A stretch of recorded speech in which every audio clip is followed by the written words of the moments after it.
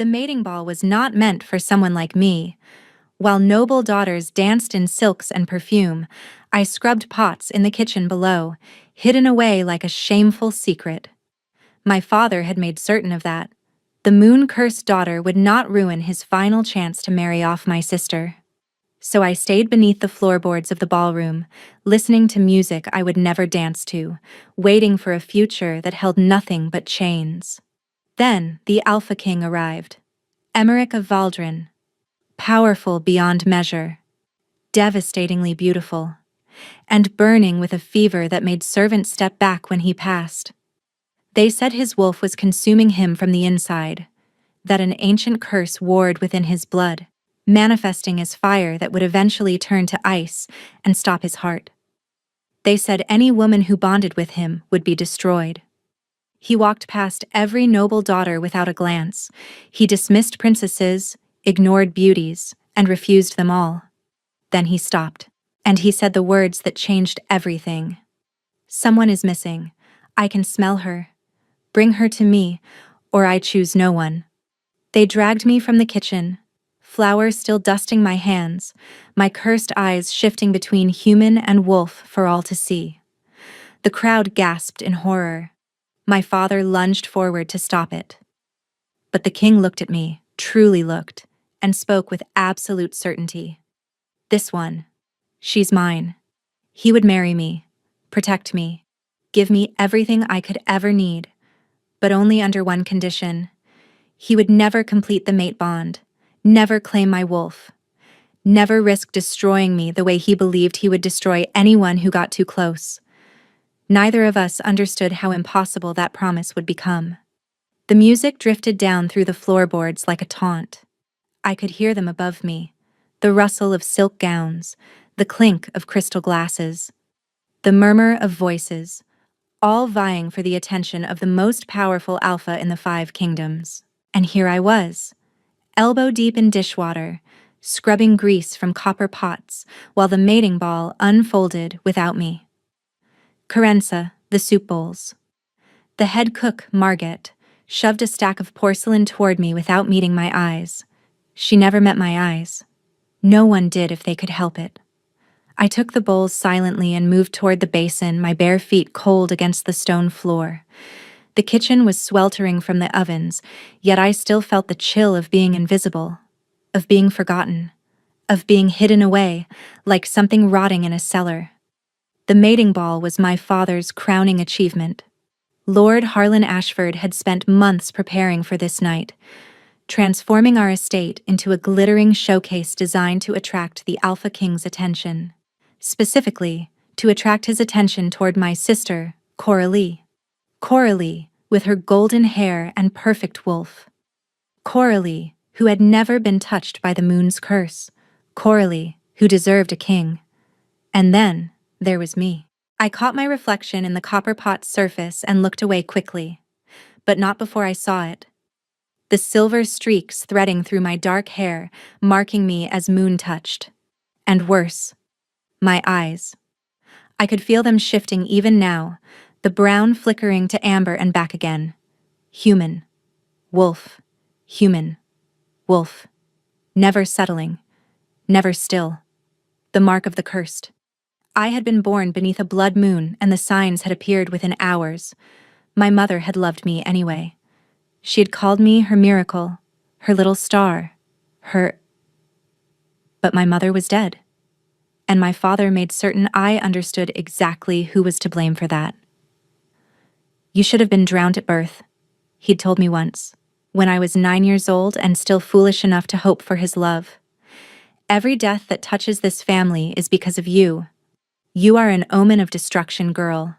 And one day, you will destroy yourself too." I had stopped hoping after that. The music above shifted to something faster, more energetic. A waltz, perhaps. I imagined Coralie spinning in the arms of some lord, her laughter bright and musical, her eyes firmly fixed on the doors where the Alpha King would eventually enter. If he entered at all. Rumors had spread across the 5 kingdoms about King Emmerich of Valdren. Some said he was beautiful beyond reason, others said he was terrifying, that his wolf had begun consuming his humanity, leaving him more beast than man. They said he burned with an unnatural heat that his touch could scald, that 3 potential mates had fled the bonding ceremony rather than risk being destroyed by him. He was cursed, the whispers said, just like me.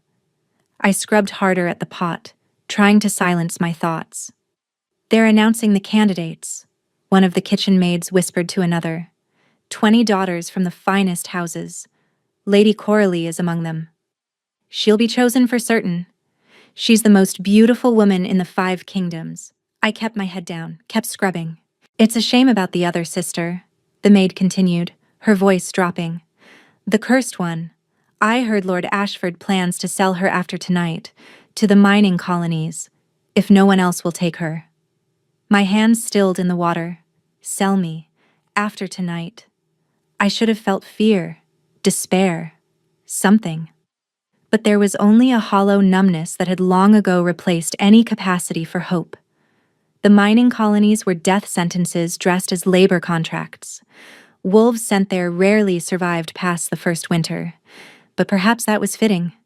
Perhaps that was exactly what a moon-cursed creature deserved. A crash sounded from above, not a waltz, not music at all. Raised voices filtered down through the floorboards. The kitchen staff froze, ladles suspended midair, as something that sounded almost like a snarl echoed through the estate. What in the... Margaret began. The door to the kitchen burst open. A footman stood in the entrance, his face pale as death, his uniform disheveled as if he'd been running. The king, he gasped. The Alpha King, he's refusing to choose. Silence. What do you mean refusing? Margaret demanded. He walked past every candidate, every single one. And then he stopped in the middle of the ballroom and said, the footman swallowed hard. He said someone was missing. He said he could smell her. Something lurched in my chest. He's threatening to leave without choosing anyone unless we bring her to him. The footman's eyes, wild with panic, swept across the kitchen and landed directly on me. For one frozen moment, nobody moved. Then chaos erupted. No! The word tore from Margaret's throat. She cannot go up there. Lord Ashford gave explicit orders. The girl is not to be seen. The Alpha King is threatening to walk out, the footman hissed. Do you understand what that means? Every house in attendance will blame Lord Ashford for the insult. Our master will be ruined. Then let him be ruined. Margaret stepped in front of me, her bulk blocking the footman's path. That girl is cursed, moon-touched. If the king sees what she is, he's already caught her scent. The footman's voice cracked. He knows she exists. He knows we're hiding her. And he is furious. I stood frozen at the basin, soap suds dripping from my trembling fingers. My pulse stuttered against my ribs like a wild thing trying to escape its cage. He smelled me. That was impossible. I was 3 floors down, buried beneath stone and servants and the overwhelming aroma of roasted meats. No wolf should have been able to detect a single person's scent through all of that. Unless his wolf was as powerful as the legends claimed. I'll go. The words left my mouth before I could stop them. Every head in the kitchen turned toward me. Absolutely not, Margaret snapped. Your father will have my head. My father plans to sell me to the mining colonies tomorrow. My voice was steadier than I expected. Whatever awaits me in that ballroom cannot be worse than what awaits me after. Let me go. The footman was already nodding, relief flooding his features. Quickly, before the king loses patience entirely. Margaret grabbed my arm as I passed. Child, she murmured, cover your eyes. Don't let them see. If you show them what you are. I know, I said quietly. I know what I am. I pulled free and followed the footman up the stairs. The noise hit me first. Hundreds of voices, all talking over each other. The controlled elegance of the ball shattered into something raw and panicked. As we climbed toward the ballroom, the temperature rose sharply. Heat, unnatural, suffocating heat, rolling down the corridor like a wave. Him, I realized, the king, the one they said burned from the inside. The ballroom doors loomed before me, gilded and enormous. The footman pushed them open, and I stepped into the light. Silence crashed over the room like a physical force. Hundreds of faces turned toward me, lords and ladies, alpha nobles, my father, my sister. All of them staring at the kitchen girl with flour on her dress and soap still glistening on her skin. But I wasn't looking at them. I was looking at him. Alpha King Emmerich of Valdrin stood in the center of the ballroom, surrounded by empty space. Nobody dared approach him. The air around him shimmered with heat, and even from 20 feet away, I could feel it pressing against my skin like an open flame. He was beautiful. Beautiful in the way a wildfire was beautiful. Devastating and dangerous and impossible to look away from. Dark hair fell across his brow, and his eyes were the color of molten amber, bright and burning with something that looked almost like madness or desperation. Those blazing eyes locked onto me the moment I entered. The entire room held its breath, and then he moved. I expected violence, expected demands, expected him to snarl, to shout, to ask why they had hidden me from him. Instead, he simply walked toward me with slow, measured steps, the crowd parting before him like water around a stone. The heat intensified with every step. By the time he stopped in front of me, I was fighting not to flinch from the warmth radiating from his body. He was close enough that I could see the beads of sweat on his brow. Close enough that I could smell him. Smoke and cedar and something wild beneath. "Look at me," he commanded. It wasn't a request. The alpha power behind those words was absolute, inescapable. My head lifted before I could stop it. Our eyes met, and something inside me cracked. My wolf, the fractured, moon-cursed thing that had never functioned properly, suddenly surged forward with a howl that echoed through my entire being. My eyes shifted without my permission, flickering rapidly between human brown and wolfish amber. I heard the gasps, heard my father's strangled shout of horror, heard my sister's cry of disbelief.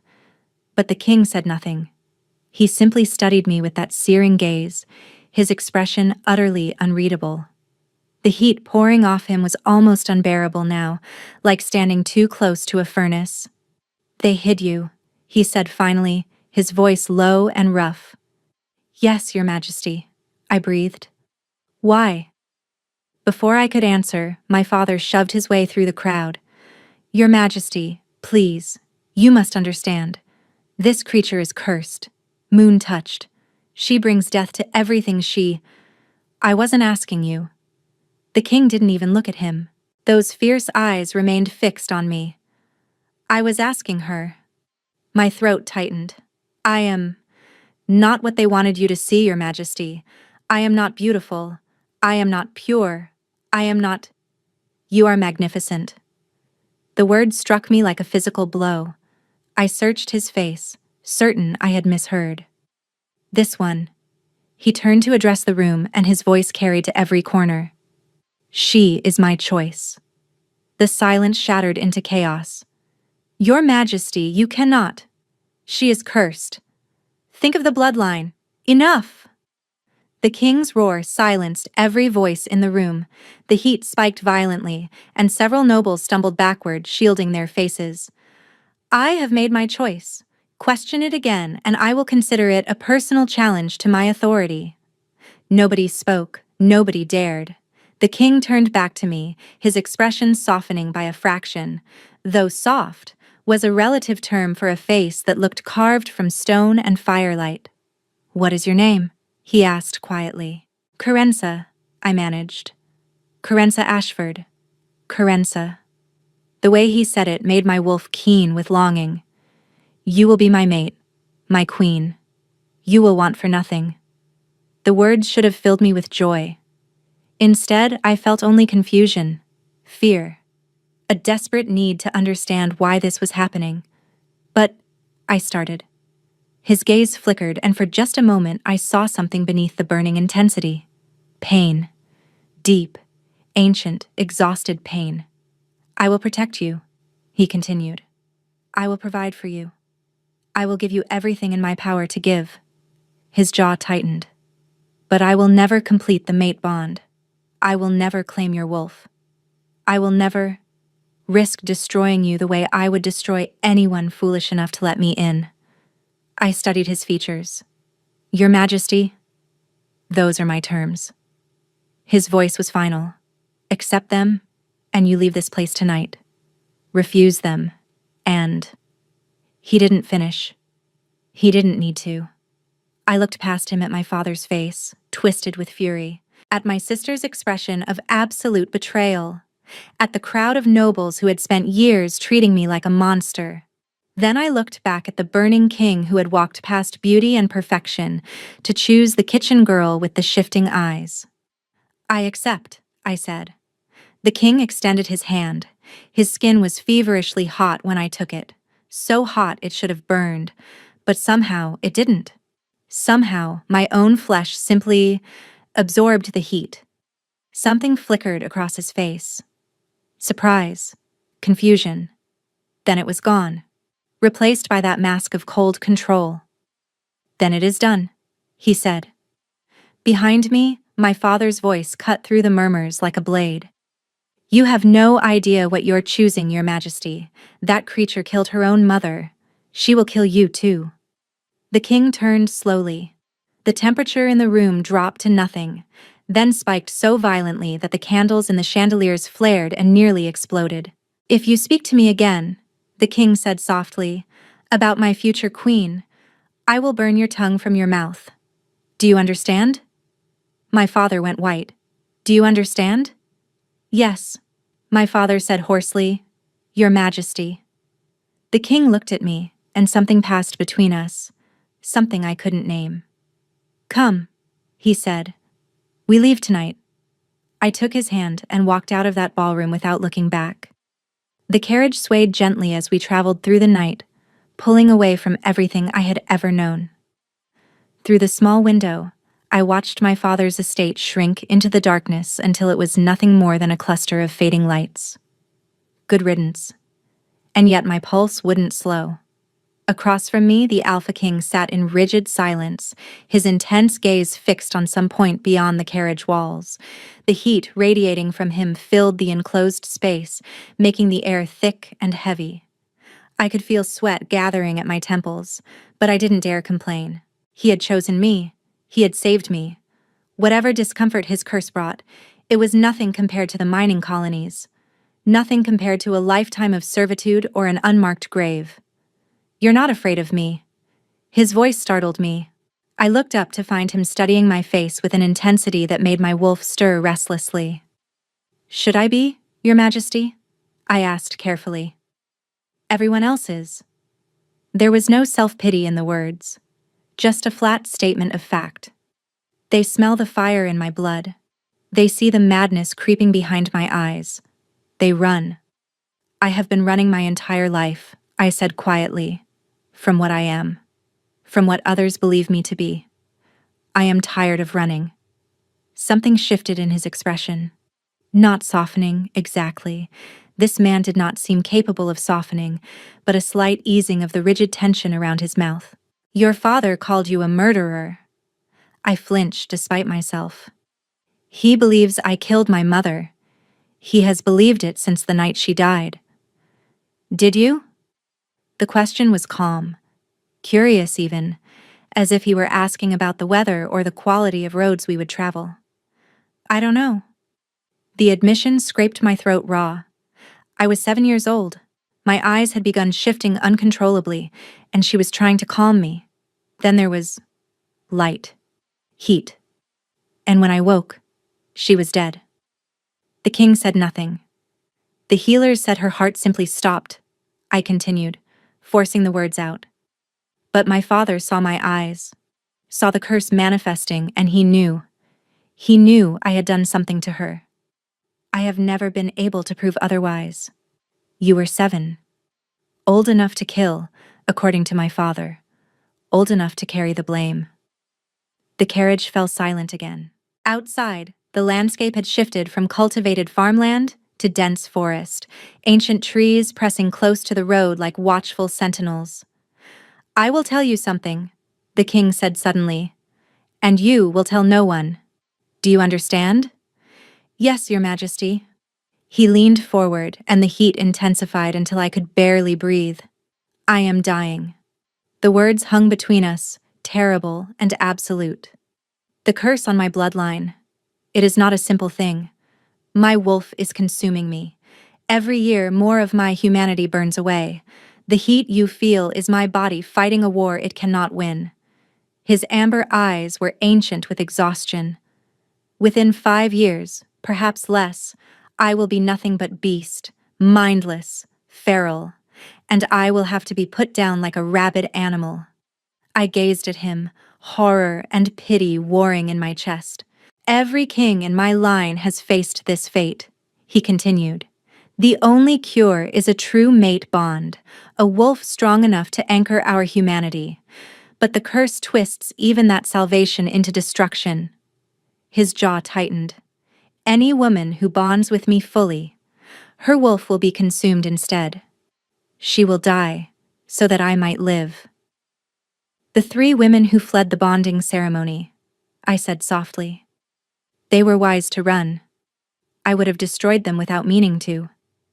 "Then why choose a mate at all? Why choose me?"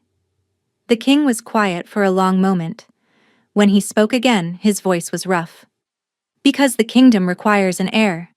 Because my council insisted I at least appear to be seeking a queen. And because—" He hesitated. "Because the moment I caught your scent through all that chaos and perfume and pretense, something in me went still for the first time in years." My breath caught. "I don't understand it," he admitted. "I don't trust it. But I know this. You are different, Carenza Ashford, and I will not risk destroying you to satisfy my own selfish hopes." His eyes held mine. "You will be queen. You will be protected. But you will never be asked to bond with me. That is the boundary I will not cross." I should have felt relief. Instead, I felt an unexpected pang of something else. Loss, perhaps, for a bond I would never have, with a man I barely knew. "I understand, Your Majesty," I said.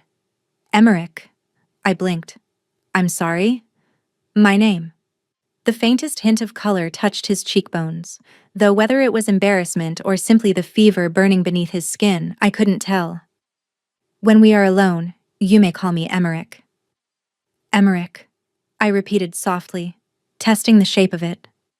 His eyes flickered and I saw his throat move as he swallowed. "We will arrive at the palace by morning," he said, his voice carefully controlled. "You should rest. What about you?" "I do not sleep." The admission was simple, unadorned. "The burning does not allow it." Something cracked inside my chest. This powerful, terrifying king, and he could not even find peace in sleep. Could not escape the curse devouring him even in dreams. Before I could stop myself, I reached across the carriage and laid my hand over his. The heat should have scalded me. His skin was burning, radiating warmth like a lit coal. But instead of pain, I felt only a strange tingling sensation, and beneath my palm, his temperature seemed to lower. Emmerich went completely still. "What are you doing?" he asked, his voice strained. "I don't know." I truly didn't. My wolf was doing something, reaching toward his through the connection of our skin, and I had no idea how to stop it. "Does it hurt?" "No." He sounded stunned. You're cool. Your touch is cool." "Is that bad?" He fixed his gaze on our joined hands as if they held the answer to a question he had been asking his entire life. "It should be impossible," he breathed. "No one has ever been able to—" He cut himself off, pulling his hand away as if burned. "Don't. You don't understand what you're risking." "I'm not risking anything.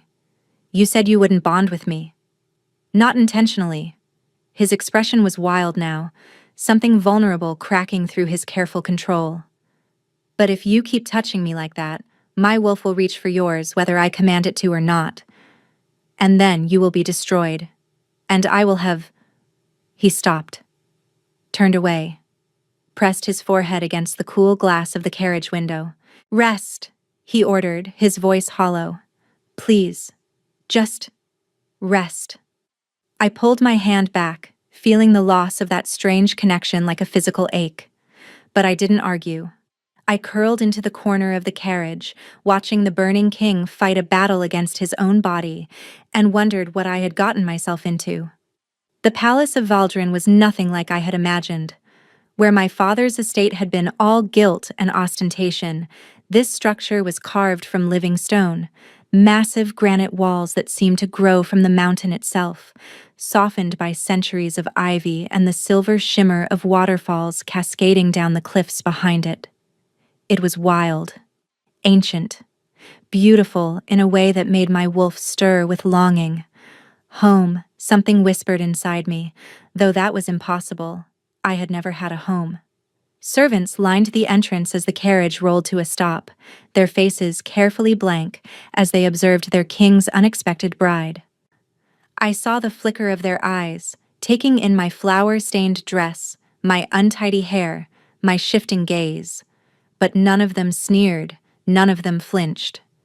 They are loyal, Emmerich said, as if reading my thoughts, and they have been instructed that you are to be treated with the same respect afforded to me. They don't know what I am. They know what I have told them, that you are my chosen mate, and their future queen. He stepped from the carriage and turned to offer his hand. That is enough.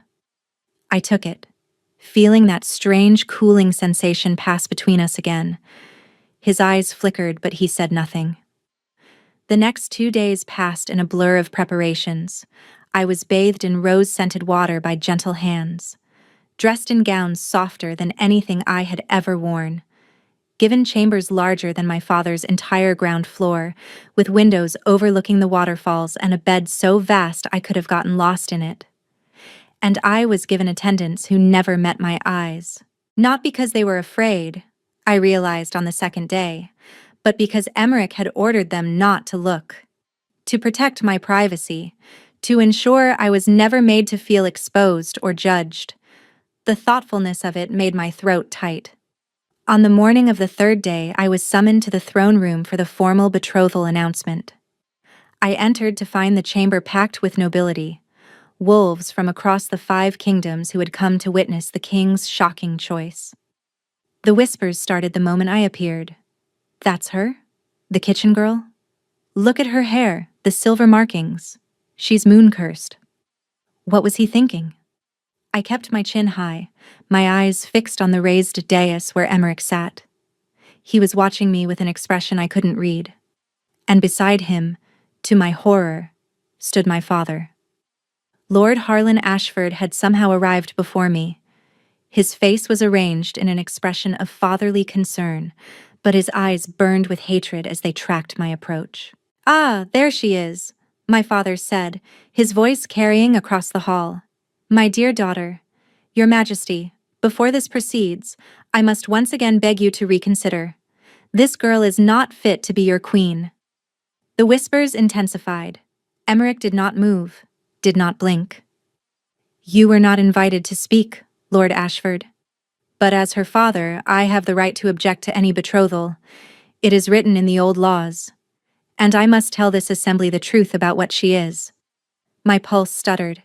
Here it comes. The accusations, the exile, I already know what she is. Emmerich interrupted calmly. Silence. I know she was born beneath a blood moon. I know her eyes shift between forms. I know she bears the silver marks of the moon touched. His voice was steady, utterly untroubled. I know you have blamed her for your wife's death since she was a child. I know you tried to sell her to the mining colonies. My father's face went pale. And I know, Emmerich continued, that if you say another word against my future queen in my presence, I will have you thrown from this palace and stripped of every title, every land, and every coin your family has ever possessed. The hall was deathly quiet. Do you understand me, Lord Ashford? My father's jaw worked silently. For a moment I thought he might argue, might push back against the king's authority. Then his shoulders dropped.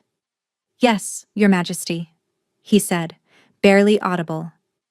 "Good. Then this audience is concluded."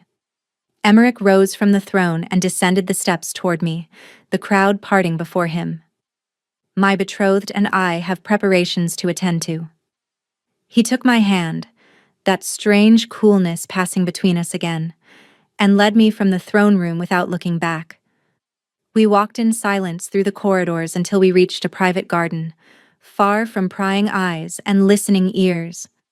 Only then did Emmerich stop, turning to face me. "You're shaking," he observed. I looked down at my hands. He was right. They trembled like leaves in a storm. "My father will never harm you again." The words were absolute. "This I swear to you, Carenza." I met his intense gaze, and the sincerity there nearly undid me. "Why?" I asked softly. "Why do you keep defending me?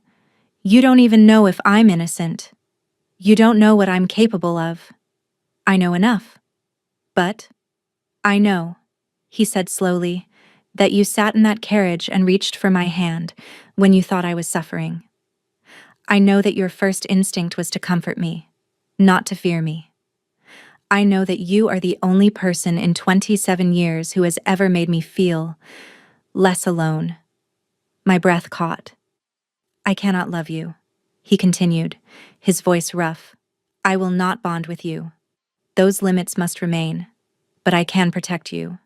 I can respect you. I can give you a life where no one ever makes you feel ashamed of what you are." "That's more than anyone has ever offered me," I admitted. Something flickered in his expression. Pain, perhaps, or longing. "Then we understand each other," he said. "Yes." I nodded slowly. "I believe we do." He released my hand, and the absence of his warmth left me strangely bereft. "The wedding is tomorrow," he said. "Are you prepared?" "I don't know how to be a queen. Neither do I know how to be a husband." The corner of his mouth twitched, not quite a smile, but close. "Perhaps we will learn together." He turned to leave, then paused.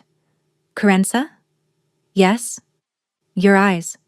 He glanced back over his shoulder. "They're beautiful when they shift. Don't ever let anyone make you believe otherwise."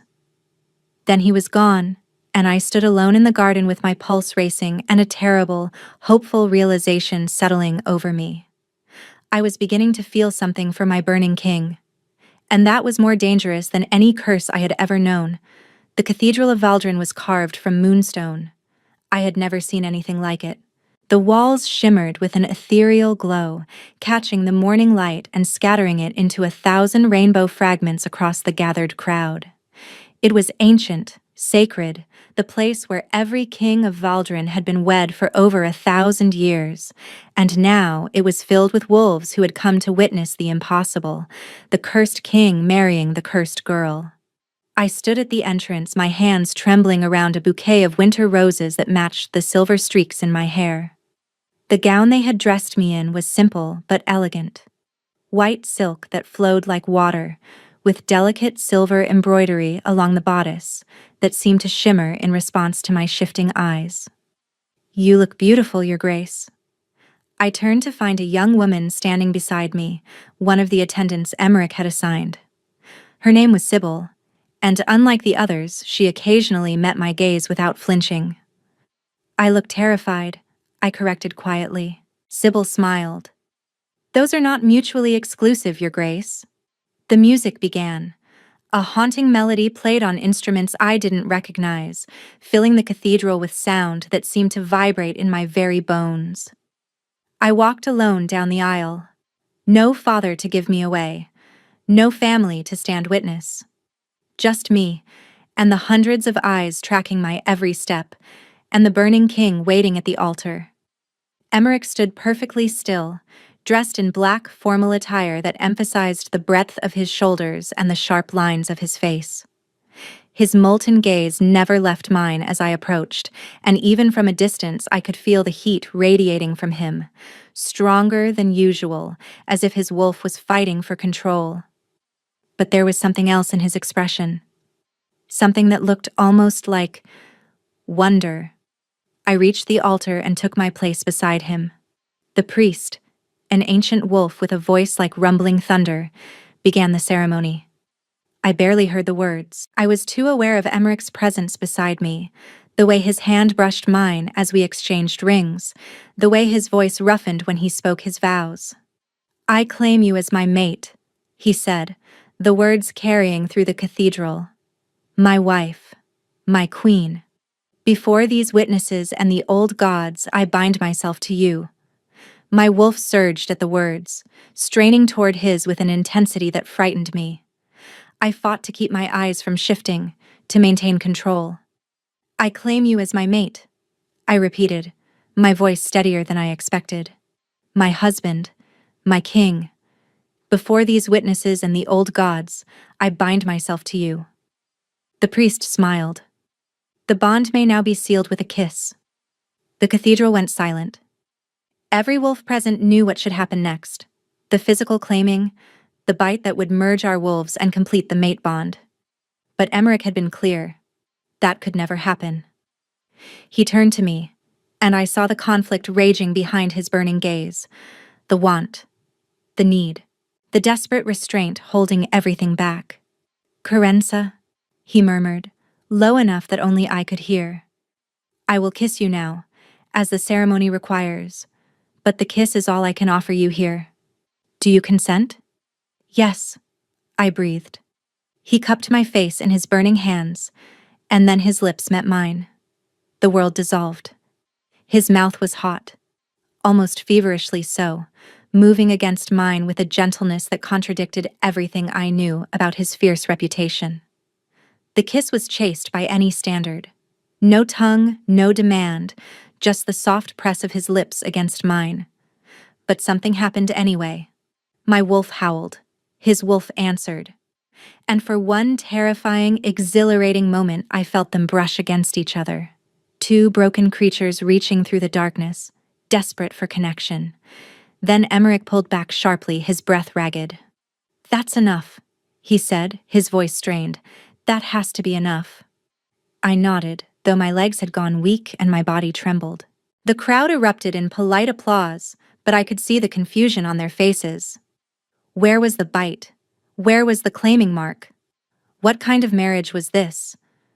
Emmerich took my hand and led me from the cathedral without explanation. The wedding feast passed in a blur of faces and congratulations I didn't remember.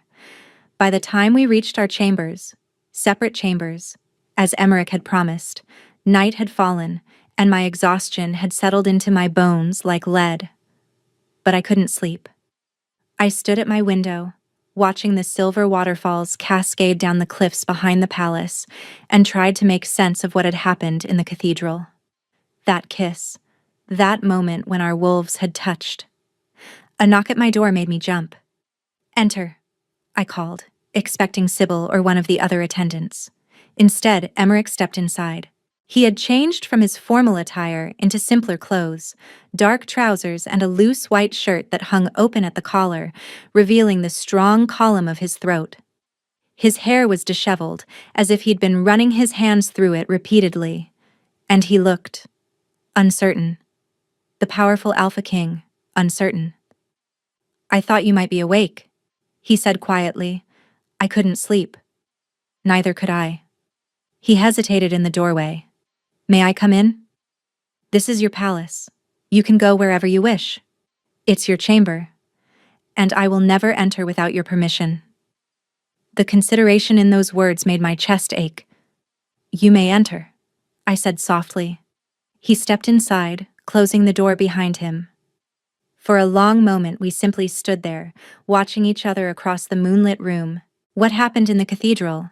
he began. "During the kiss? Did you feel—" "Our wolves touched," I finished. "Yes, I felt it." His jaw tightened. "That should not have been possible. The bond cannot form without the physical claiming.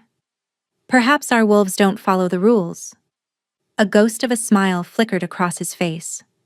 "Perhaps not." He moved closer, and I felt the temperature in the room rise. Not uncomfortably, more like standing near a hearth on a cold night. Warm, comforting, I should not have come, he admitted. I should have stayed away and let you rest. Then why did you come? Because I cannot stop thinking about you. The words seemed to surprise him as much as they surprised me. Because my wolf has been pacing since the moment I left your side, demanding that I return. Because for the first time in years, the burning feels less. Less? Quieter.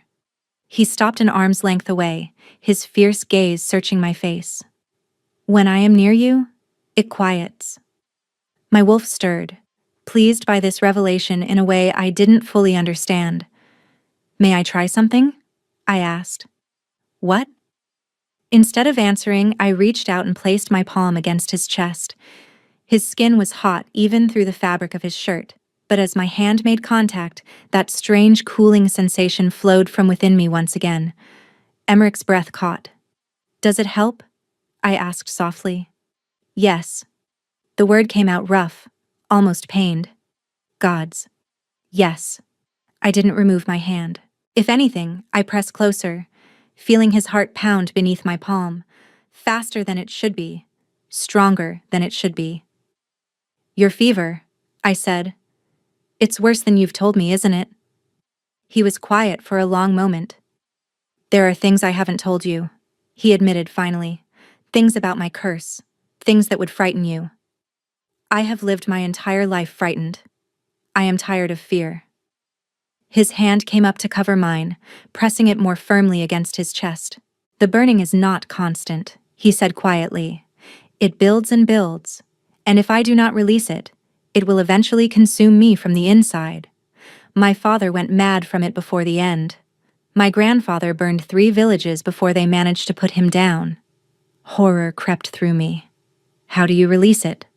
Pain, violence, the hunt. His voice dropped. Or intimacy. The touch of another person can draw the heat out, at least temporarily.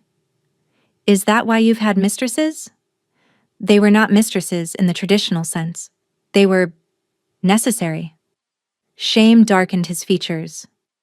I never asked any of them to stay. One night was usually enough to buy me a few weeks of clarity, but lately, the relief has been lasting mere days, sometimes hours. And you were looking for a new source of relief at the mating ball? No.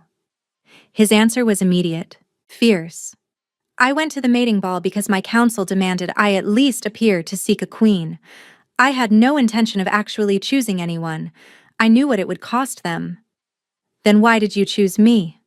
His eyes met mine, and the raw vulnerability there stole my breath. Because when I caught your scent, the burning stopped completely. For the first time in my entire life, it simply stopped. I gazed at him, my body trembling. I do not understand it, he continued. I do not trust it. But I know that you are different, Carenza. Whatever you are, whatever the moon curse has made you, it affects my curse as well. My father always said my curse brought death. Your father is a fool. His free hand came up to cut my cheek, his thumb tracing the silver streak in my hair. I think your curse might be the only thing that can save me. Then his eyes flickered, and something changed.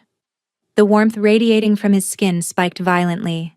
His pupils contracted to pinpricks. His hand on my face began to tremble. Emmerich? I asked, alarmed. Get back. He stumbled away from me, clutching his head. Get away from me. My wolf. I can't control.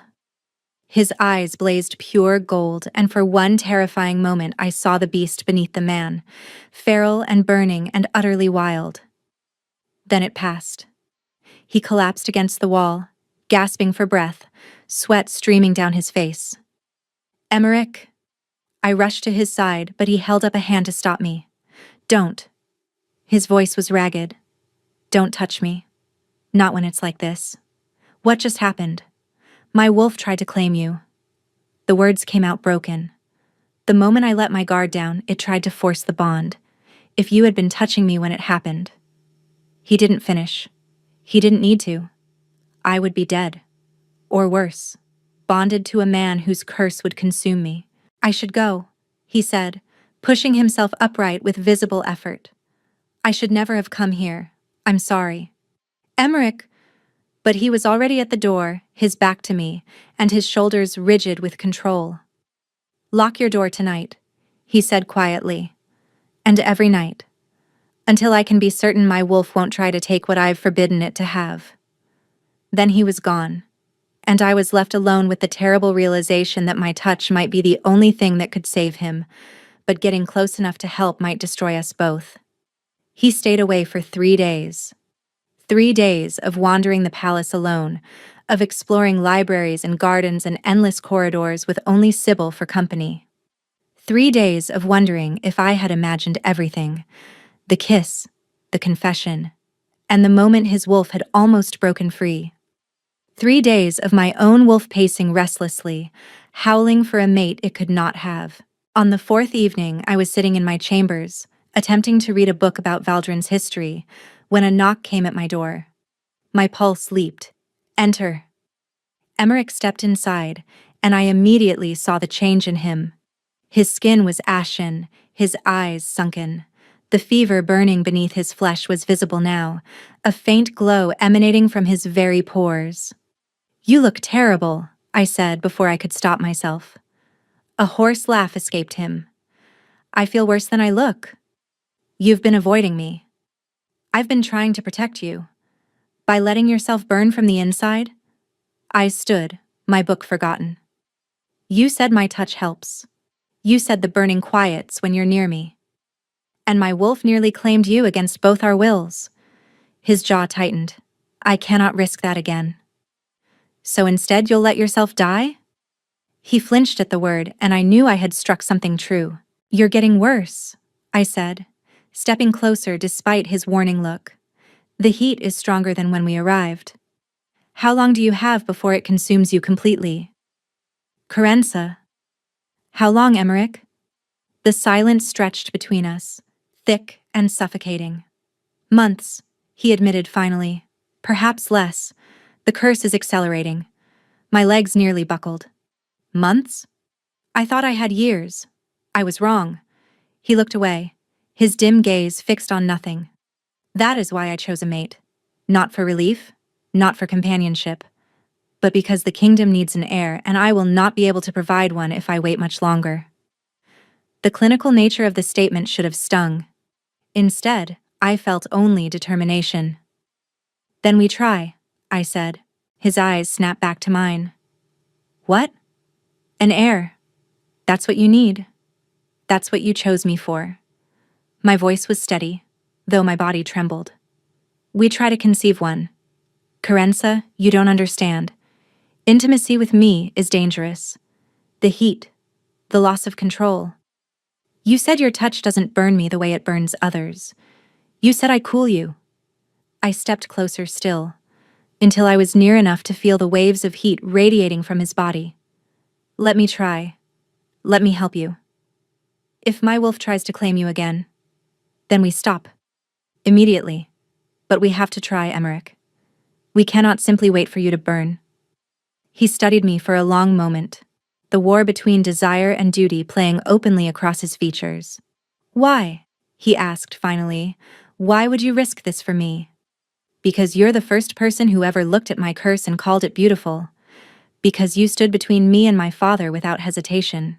Because when you kiss me, my wolf feels whole for the first time in my entire life." But I couldn't say any of that. Not yet. "Because you're my mate," I said simply, "and mates protect each other." Something cracked in his expression, something raw and desperate and utterly unguarded. "You deserve better than this," he said hoarsely. "Better than a dying man and a contract marriage and a wolf that might destroy you." "I don't want better. I want you." The words hung between us, more honest than I had intended. Emmerich closed his eyes, his hands clenched at his sides, and then, with a visible effort of will, he stepped forward and captured my mouth with his. This kiss was nothing like the one in the cathedral.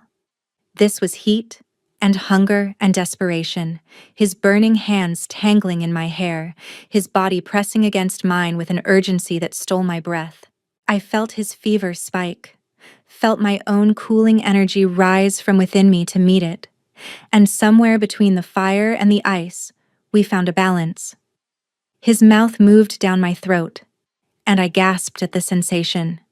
His hands found the laces of my gown, fumbling with an eagerness that was almost endearing. "Is this all right?" he murmured against my skin. "Yes. Gods. Yes." He carried me to the bed with a strength that belied his weakened state, and when we came together, his body covering mine, his heat sinking into my coolness, I understood at last what the mate bond was supposed to feel like. Not destruction, not consumption, completion. Afterward, we lay tangled together in the darkness, his arm draped across my waist, his breath warm against my shoulder. "I should leave," he murmured. "Stay." He went still. "Carenza, stay the night. Just this once." I pressed closer to him, feeling his temperature drop to something almost normal. "You're cool now. For the first time since I met you, you're actually cool." His hand found mine in the darkness, lacing our fingers together. "You do something to me," he said quietly. "Something I cannot explain. The burning has never quieted like this. Not with anyone. Then stay. Let it stay quiet for one night." He was silent for so long I thought he might refuse. "One night," he agreed finally. But one night became two, and two became a week. And a week became a pattern that neither of us questioned. He came to my chambers each evening, sometimes for intimacy, sometimes simply to hold me while we talked. I learned that he had a dry sense of humor hidden beneath the brooding exterior, that he loved to read, particularly histories and strategy texts, that he had a secret fondness for sweet pastries that his kitchen staff pretended not to notice. And he learned about me, the lonely years of isolation, the moments I had almost given up hope, the wild magic that sometimes surged through me without warning. "Your wolf is not broken," he said one night, tracing the silver streaks in my hair. "It's merely different. Perhaps that's why you can touch me without burning." "Perhaps," I agreed, though privately I wondered if there was more to it. My father had called my curse destructive, but with Emmerich, it felt like the opposite. Like I was made to soothe, to cool, to balance his fire with my strange moon-touched frost. As the weeks passed, I noticed changes in him, color returning to his cheeks, the fever glow fading from his skin, his eyes, once wild and strained, growing calmer. The kingdom noticed, too. Advisors who had once watched their king with thinly veiled concern now relaxed in his presence. Servants remarked that the king seemed better, that his queen had worked some kind of miracle. If only they knew how fragile that miracle was. Because despite the improvement, despite the quiet nights and growing intimacy, one thing remained unchanged. We had not formed the mate bond. Our wolves brushed against each other constantly now, teasing, longing, and straining toward connection. But Emmerich maintained his iron control, pulling back each time the bond threatened to solidify. "I won't risk you," he said whenever I questioned it. "No matter how much better I feel." But I was beginning to wonder if the risk was truly as terrible as he believed. One morning, 6 weeks after our wedding, I woke to a sensation I had never felt before. A flutter in my belly, a warmth spreading through my core, a whisper from my wolf that something had changed. I pressed my hand to my stomach, and I knew. I was carrying the Alpha King's child, and I had no idea how to tell him without revealing the other truth that had been growing alongside it, the truth that I had fallen completely, hopelessly, irrevocably in love with my mate. I kept the secret for 3 days. 3 days of hiding my morning sickness, of pressing my hand to my still flat belly when no one was looking, of watching Emmerich across the breakfast table and wondering how to tell him that his desperate gamble had worked. But fear held my tongue. He had been so clear from the beginning. This marriage was contractual. This arrangement was about heirs and politics and survival. He had chosen me because he thought he could never love a woman he couldn't fully know. And I had accepted those terms, foolishly believing I could protect my own heart. Now I carried his child and his heart in equal measure, and I had no idea which revelation would be more dangerous. On the fourth evening, Emmerich arrived at my chambers earlier than usual. He swept me into his arms before I could speak, his mouth finding mine with an urgency that left me breathless. "I missed you," he murmured against my lips. "You saw me 3 hours ago. 3 hours too long." Something warm bloomed in my chest. Hope, perhaps, or the desperate wish that his words meant what I wanted them to mean. He pulled back, studying my face with those intense eyes that seemed to see everything. "You've been quiet lately," he observed. "Distant. Is something wrong?" "No, nothing's wrong." His brow furrowed. "You're lying to me." "I'm Carenza." He cupped my face in his hands, his thumb tracing my cheekbone. "Whatever it is, you can tell me. Have I done something to upset you?" "No. You've been perfect. Too perfect." "Then what?" "I'm pregnant." The words burst out before I could stop them. Emmerich went completely still. His hands remained on my face, but his eyes, those burning eyes, had gone wide and distant. "Pregnant," he repeated slowly. "Yes, the healer confirmed it this morning." I forced myself to meet his gaze. "You have your heir, Emmerich. Everything you wanted." For a long moment, he said nothing.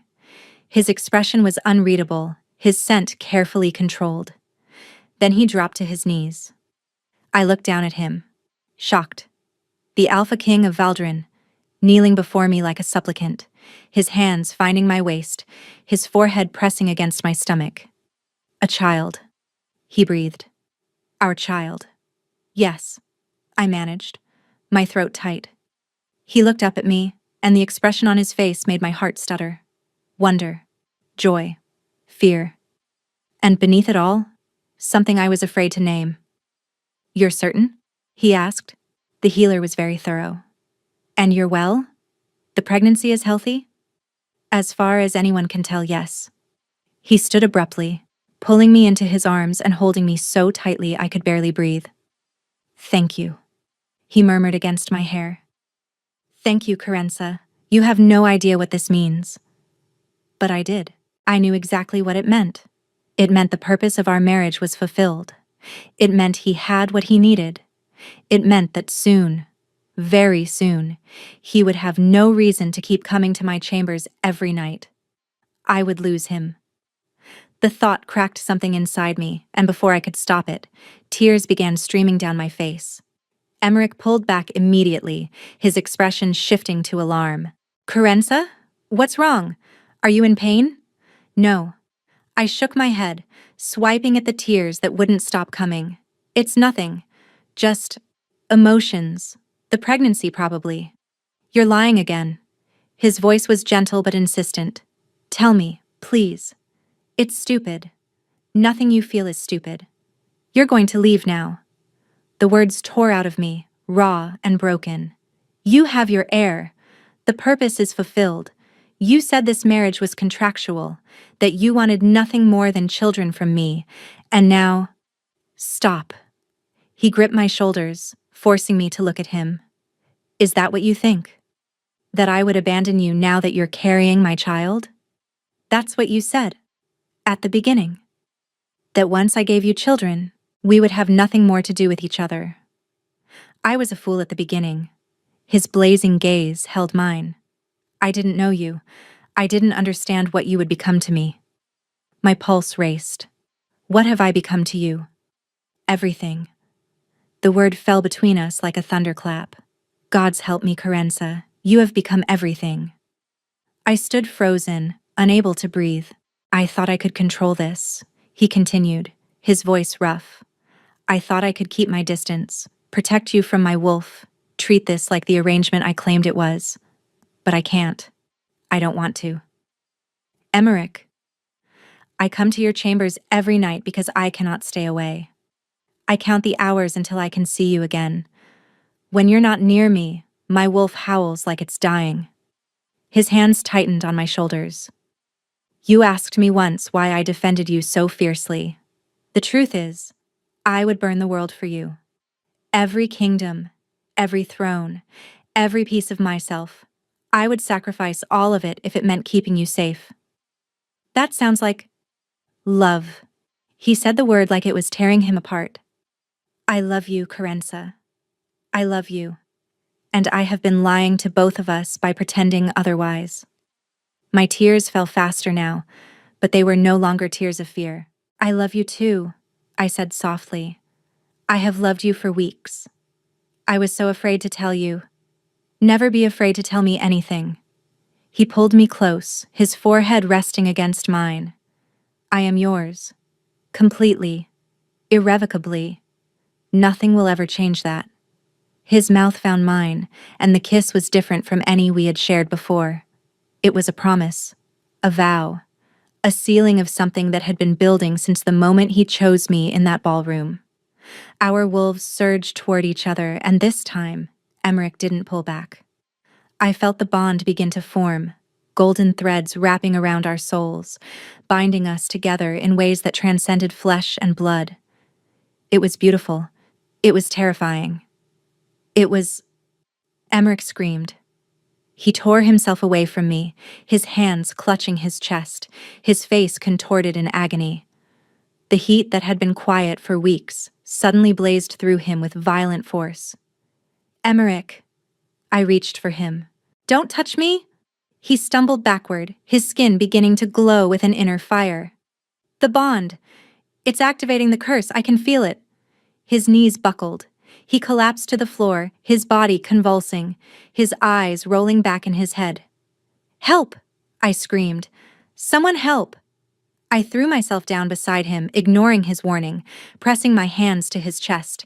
The heat was unbearable, worse than anything I had ever felt from him, but I refused to let go. Stay with me, I begged. Emmerich, please, stay with me. His eyes flickered open, unfocused and dim. The curse, he gasped. If I love, I die. Every king who has ever loved. No. I shook my head wildly. No, there has to be a way. My touch helps you. My touch. Not enough. His hand found mine, his grip weak. The curse was designed this way. To ensure the kings of Valdrin never let emotion rule them. If we fall in love, truly love, our wolves consume us. Then stop loving me. The words tore from my throat. Take it back. Whatever you said, take it back. A terrible smile crossed his face. I cannot stop loving you any more than I can stop breathing. You are in my blood, Carenza. You are in my soul. His body convulsed again, and this time I saw something that made my blood freeze. Ice. Creeping across his chest from the inside, visible beneath his skin like frost spreading across glass. His burning curse was transforming. My cooling energy had absorbed so much of his fire over the weeks that the curse could no longer manifest as flame. Instead, it had twisted into something else entirely, crystallizing around his heart. No, I breathed. No, no, no. I'm sorry. His voice was fading. I'm so sorry. I never meant to leave you alone. You're not leaving me. I pressed harder on his chest, willing my strange moon-touched energy to do something, anything. You promised to protect me. You promised. Protect. The baby. His eyes were closing. Tell our child. Tell them I loved them. Before I ever met them. Emmerich! His hand went limp in mine. His chest stopped moving. And the Alpha King of Valdrin lay still and cold beneath my fingers, frost spreading across his heart like a death sentence I didn't know how to stop. Someone help me! My screams echoed through the corridors as servants came running. Guards burst through the door. Healers arrived within minutes, their faces going pale when they saw their king lying motionless on the floor, frost creeping visibly beneath his skin. What happened? The head healer demanded, kneeling beside Emmerich. The curse, I gasped. He said if he ever truly loved someone, his wolf would consume him. But it's not fire. It's ice. The burning has transformed into ice. The healer pressed her hand to Emmerich's chest and immediately recoiled. "He's freezing from the inside out," she said, her voice barely steady. "His heart is still beating, but barely. At this rate, he'll be completely frozen within days." "Then do something." "There's nothing I can do, Your Grace." Her eyes were filled with grief. "This curse is ancient magic, far beyond any healer's ability to break. Only another curse of equal power could counter it."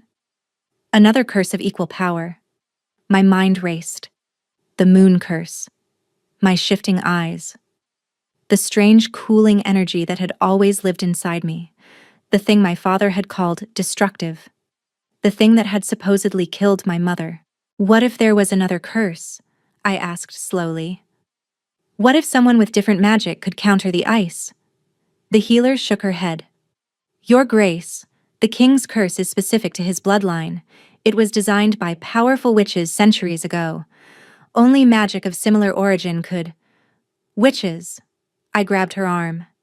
"The curse was created by witches?" "Yes. The first king of Valdrin made a bargain with a coven of moon witches. He wanted his descendants to be immune to emotional manipulation, to rule with pure logic and strength. But the witches twisted his wish into a curse. Any king who fell in love would have his own wolf turn against him." Moon witches. The word struck me like a physical blow. I was moon-touched. Born beneath a blood moon. Marked with silver in my hair and shifting eyes that never settled. "Get me every book you have on moon witches," I commanded. "Every text, every scroll, every scrap of information. Now."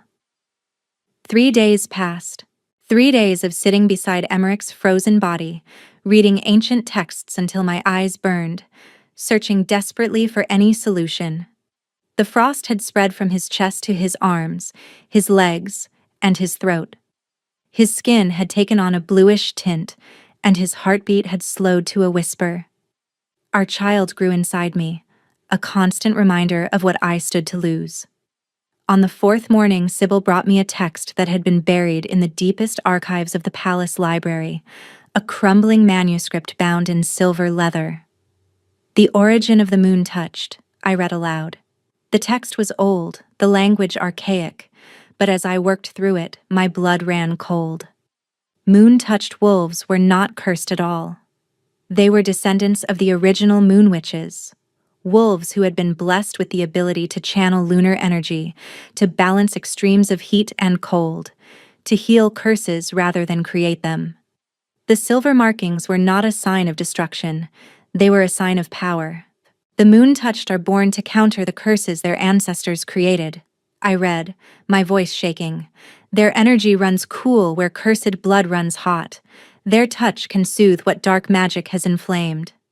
I fixed my gaze on the words, my mind reeling. I was not a curse. I was the cure. But if that was true, if moon-touched wolves were healers rather than destroyers, then what had really happened to my mother? I kept reading, and the answer made me sick. Moon-touched power must be trained from childhood, the text explained. If left uncontrolled, it can be volatile, surging in response to strong emotion. However, such surges are never fatal.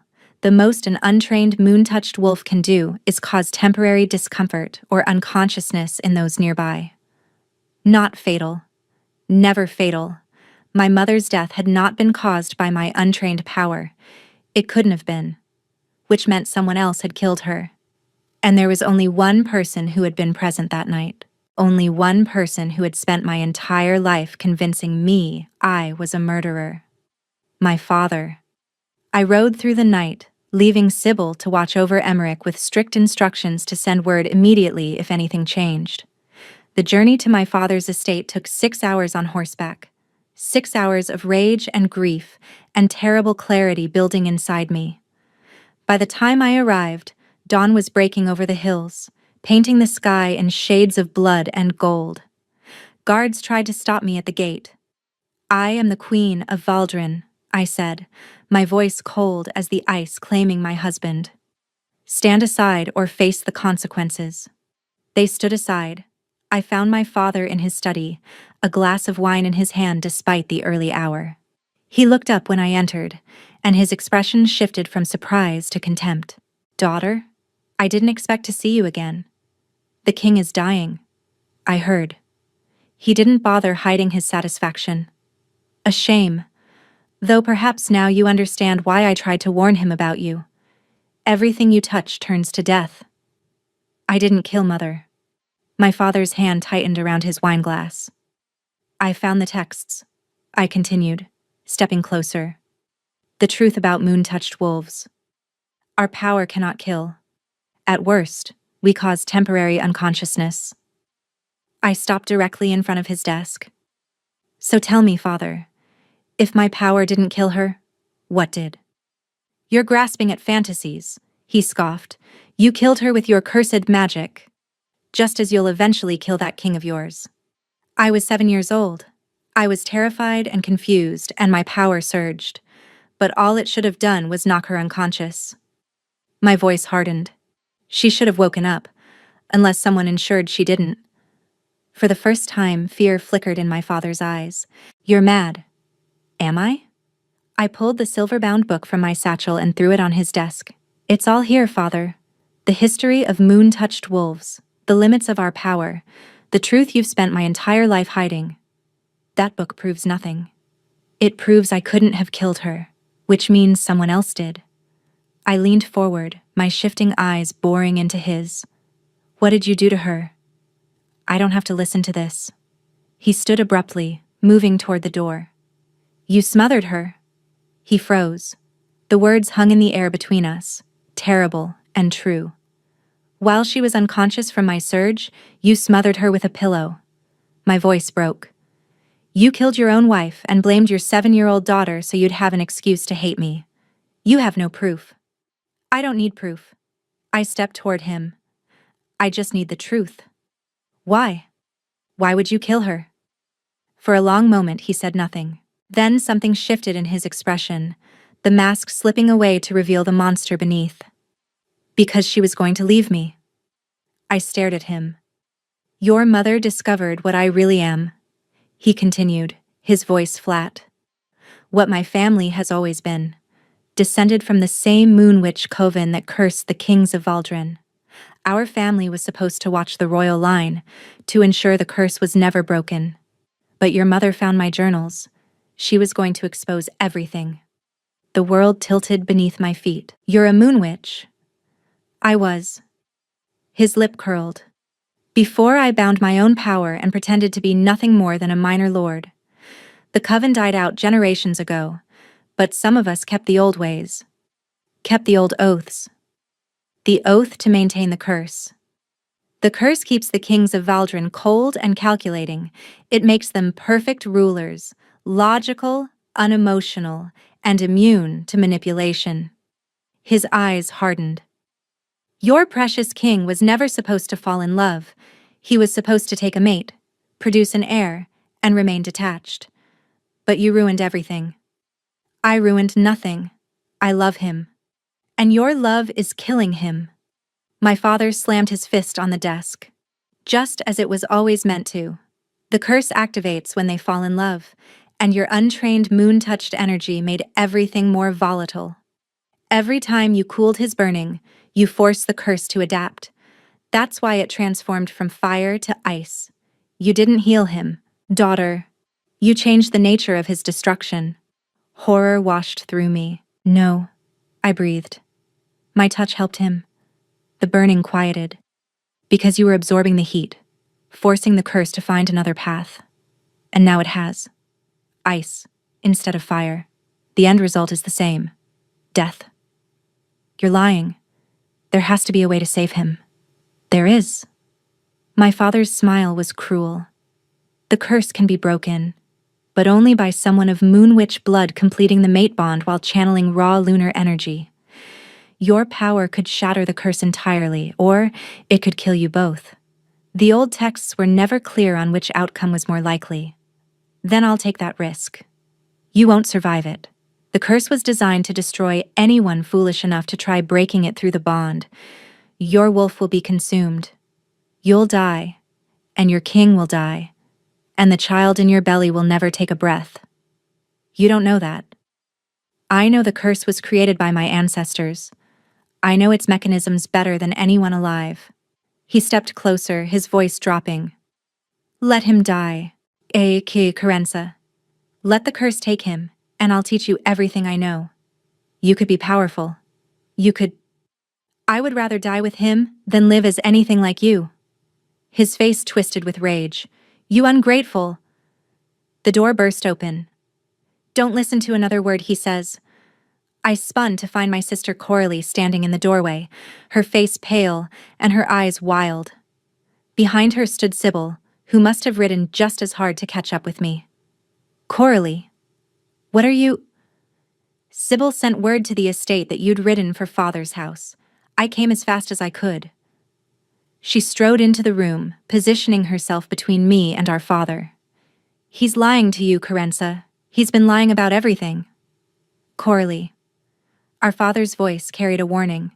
This doesn't concern you. It concerns me because I was there. Coralie's voice shook. The night Mother died, I was hiding in the hallway. I saw everything. My chest constricted.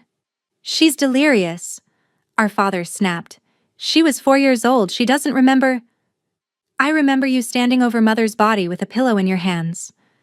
Coralie's tears were flowing freely now. I remember you looking at Carenza, unconscious on the floor, and saying, "Finally, a way to be rid of the cursed one." I remember everything, Father. I've just been too afraid to speak. You ungrateful. I believed you. Coralie turned to me, anguish written across her features. For years, I believed him when he said you were dangerous. I was so young when it happened, and he told me I'd dreamed it, told me my memories were false. But when I heard you were here, when I realized what he was planning, what is he planning? He wants you to fail. Coralie's voice grew steady with conviction. He told you the bond attempt might kill you to make you afraid, but he left out the most important part. Moon-touched wolves who complete the mate bond with cursed bloodlines don't just have a chance at breaking the curse, they're the only ones who can. Our ancestors designed it that way as a failsafe. I looked at my father, and for the first time, I saw him clearly. The hatred, the calculation. The monster who had murdered his wife and tormented his daughter and lied for decades to hide his own sins. Guards! I shouted. The Valdrin soldiers I had brought with me surged into the room, surrounding my father before he could move. This man is under arrest for the murder of Lady Ashford and conspiracy against the crown, I announced, my voice steady despite the trembling in my hands. Take him.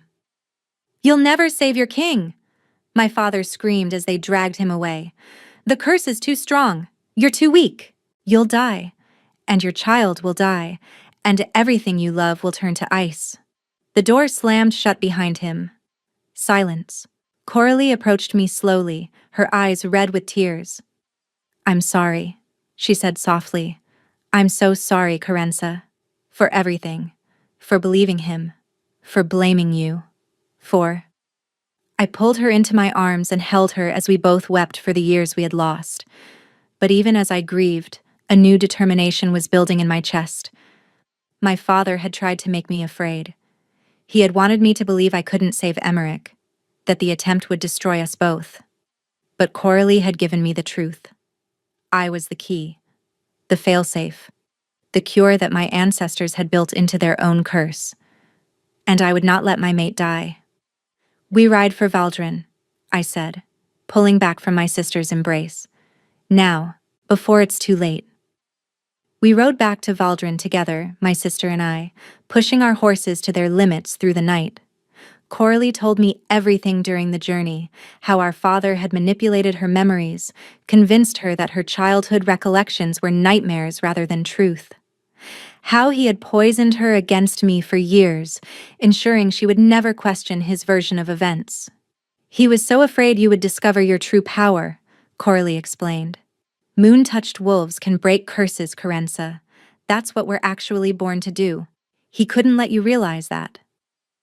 But he said my touch made Emmerich's curse worse, that I caused it to transform from fire to ice. He twisted the truth to frighten you. Think about it. Before you, the burning was killing him. With you, he had months of relief. You weren't accelerating his death. You were the only thing keeping him alive. Hope flickered in my chest, fragile and desperate. But the ice. Is the curse trying to fight back against your healing? It transformed because your cooling energy was actually working. The curse couldn't burn him anymore, so it adapted.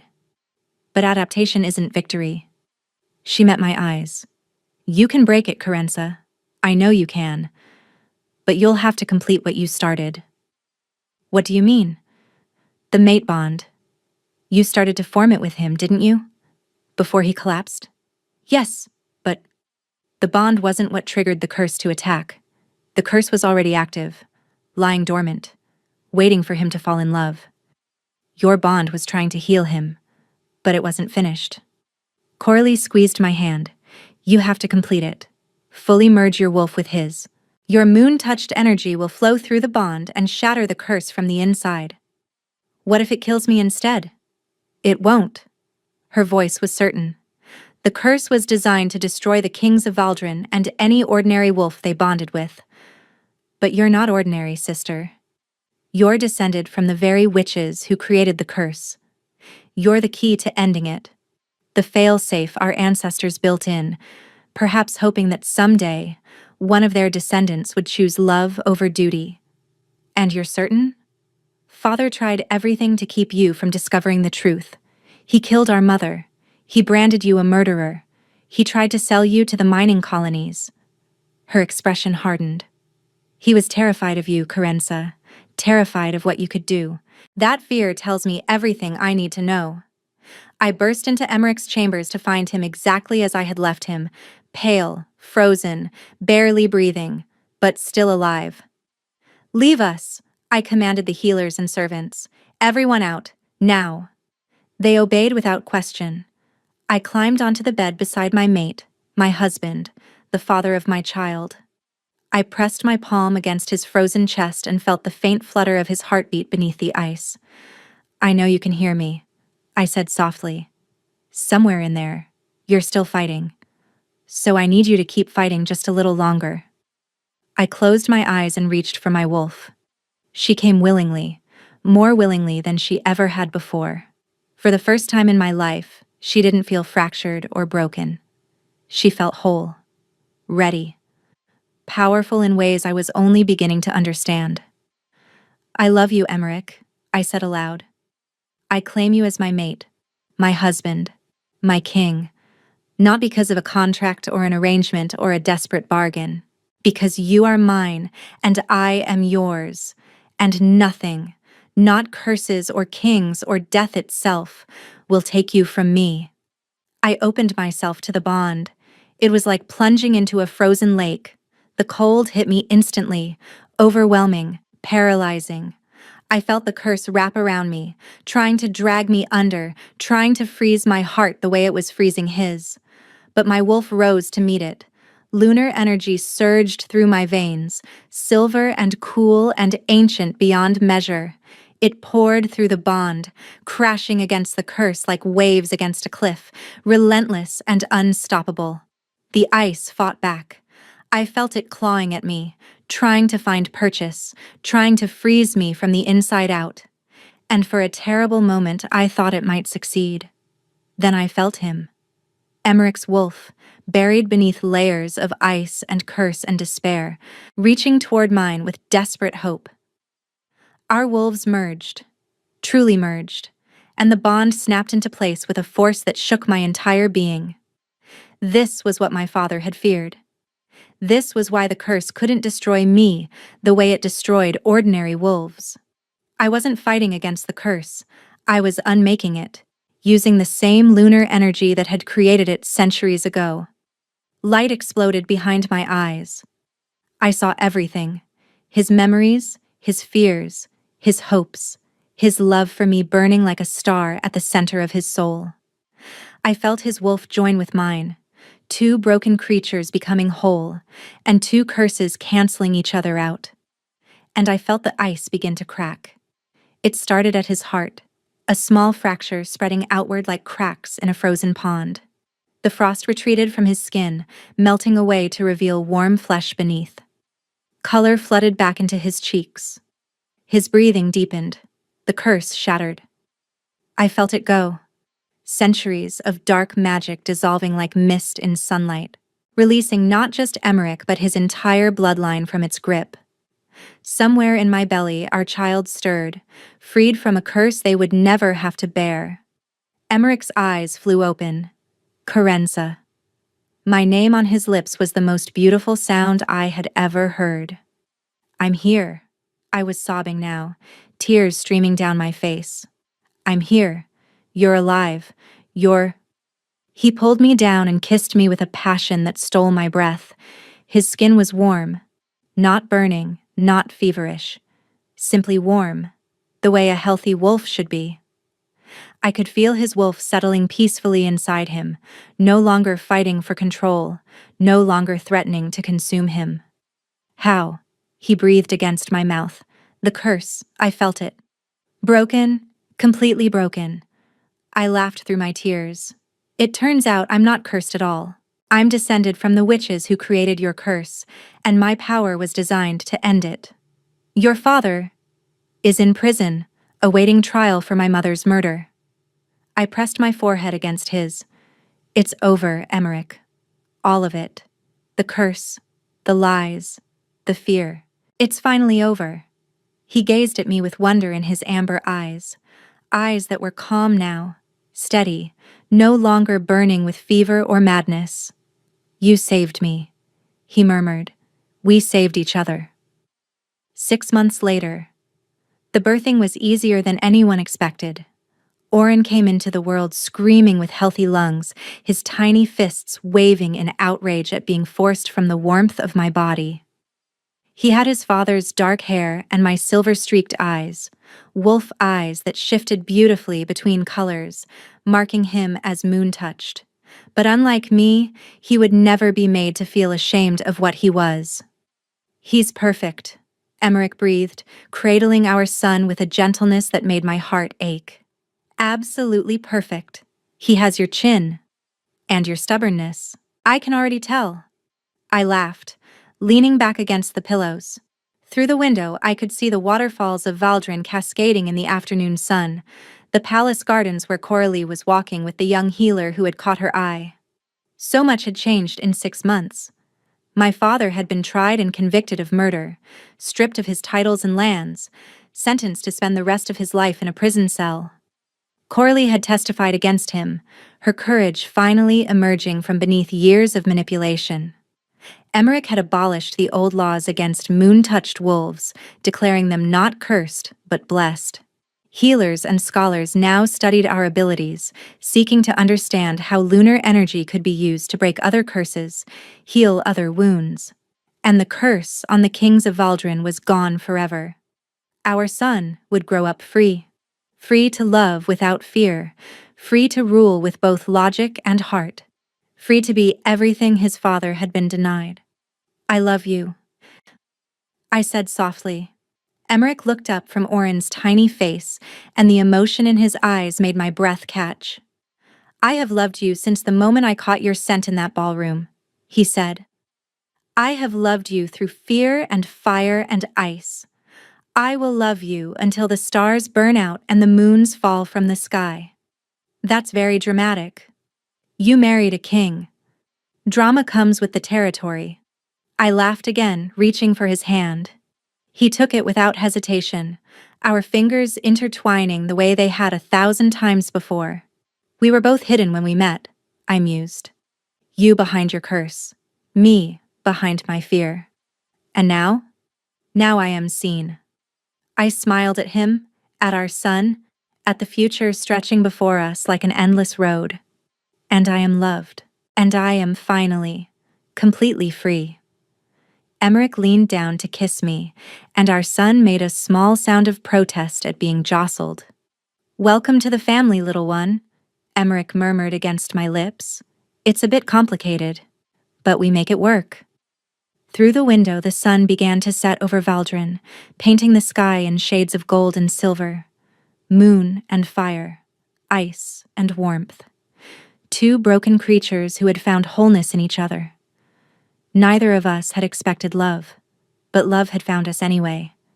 And in the end, that made all the difference. Thank you for listening to this story. If you enjoyed it and would like to hear more stories like this one, please remember to like and subscribe. Let me know in the comments what you thought. I read every single one, and your words mean more than you know. Until next time.